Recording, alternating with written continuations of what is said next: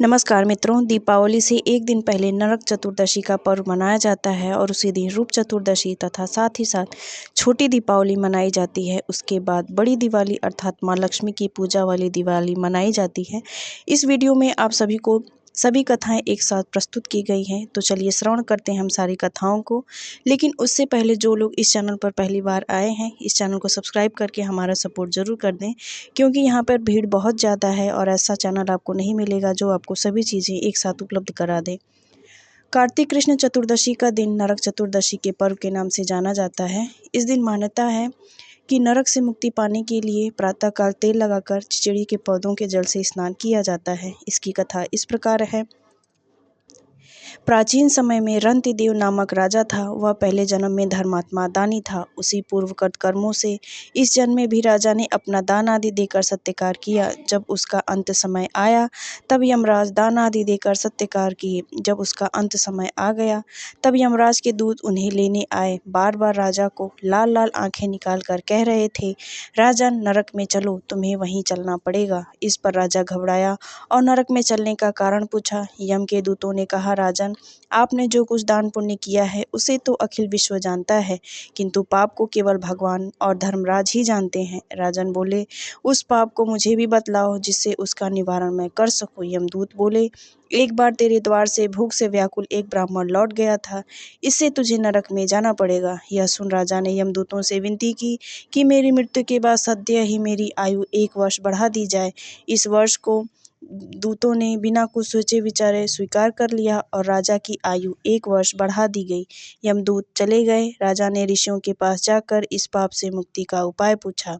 ऋषियों ने बतलाया, हे राजन, तुम कार्तिक कृष्ण पक्ष चतुर्दशी को व्रत रहकर भगवान कृष्ण का पूजन करना, ब्राह्मण को भोजन कराना तथा दान देकर सब अपराध सुनाकर क्षमा मांगना, तब तुम पाप मुक्त हो जाओगे। कार्तिक कृष्ण पक्ष की चतुर्दशी आने पर राजा नियम पूर्वक व्रत करता रहा और अंत में विष्णु लोक को प्राप्त किया। और इसी प्रकार सारे संसार में नरक चतुर्दशी का यह व्रत पर्व चारों तरफ मनाया जाने लगा। अब कथा है रूप चतुर्दशी की।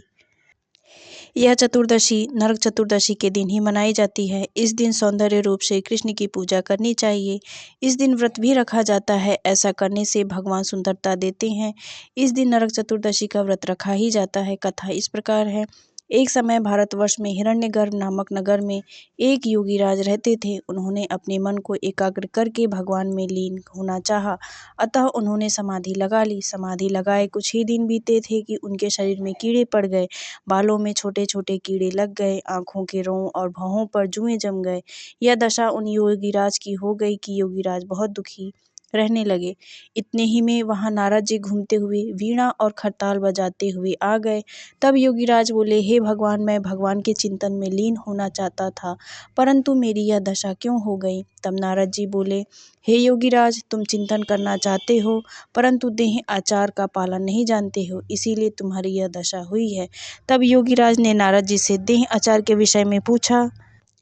इस पर नारद जी बोले, देह आचार से अब तुम्हें कोई लाभ नहीं। पहले तुम्हें जो मैं जानता हूँ उसे करना, फिर देह आचार के बारे में बताऊंगा। थोड़ा रुक कर नारद जी ने कहा, इस बार जब कार्तिक कृष्ण पक्ष की चतुर्दशी आवे तो तुम उस दिन व्रत रखकर भगवान की पूजा ध्यान से करना। ऐसा करने से तुम्हारा शरीर पहले जैसा स्वस्थ और रूपवान हो जाएगा। योगीराज ने ऐसा ही किया। उनका शरीर पहले जैसा ही हो गया। उसी दिन से इसको रूप चतुर्दशी कहते हैं। अब प्रस्तुत है छोटी दीपावली की कथा। यह कार्तिक वदी चौदश के दिन ही मनाई जाती है। इस दिन सुबह उठकर आटा, तेल, हल्दी से उपटन करके बाद में स्नान किया जाता है और एक थाली में चौमुख दीपक और 16 छोटे दीपक रखा जाता है।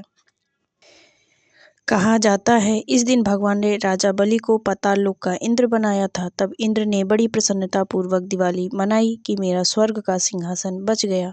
एक मान्यता ये भी है कि इसी दिन समुद्र मंथन के समय क्षीर सागर से लक्ष्मी जी प्रकट हुई थी और भगवान को अपना पति स्वरूप स्वीकार किया था। एक मान्यता है कि जब श्री रामचंद्र जी लंका से वापस आए तो इस दिन अमावस्या को उन्होंने राज तिलक करवाया था। इस प्रकार छोटी दीपावली और बड़ी दिवाली का अपना एक अलग ही महत्व है। इस तरह की वीडियो